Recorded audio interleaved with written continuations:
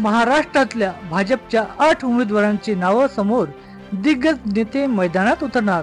लोकसभा निवडणुकीच्या पार्श्वभूमीवर भाजपच्या केंद्रीय निवडणूक समितीची बैठक नवी दिल्लीत पार पडली. या बैठकीत महाराष्ट्रातल्या जागांचा आढावा घेण्यात आला.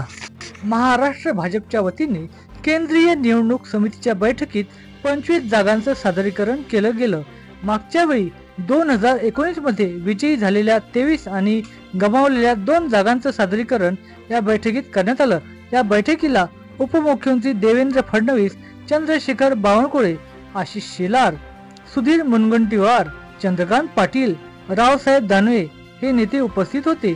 पंतप्रधान नरेंद्र मोदी, केंद्रीय गृहमंत्री अमित शाह, भाजप अध्यक्ष JP नड्डा यांच्या समोर महाराष्ट्र भाजपच्या नेत्यांनी सादरीकरण केलं.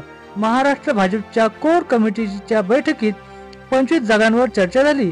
त्या चर्चेनंतर केंद्रीय निवडणूक समितीच्या बैठकीत देवेंद्र फडणवीस यांनी यादी सादर केली. यातल्या काही नावांची उद्या घोषणा होण्याची शक्यता आहे.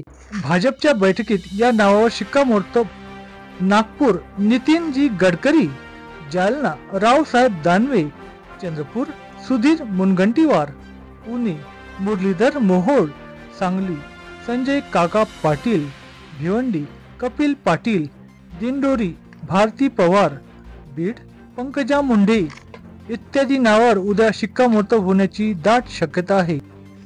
रसिक हो, तुम्हाला हा व्हिडिओ कसा वाटला हे आम्हाला कॉमेंट करून नक्की सांगा व असेच व्हिडिओ पाहण्यासाठी अल्टिमेट टॉक्स मराठी या YouTube चॅनलला नक्की सबस्क्राईब करा.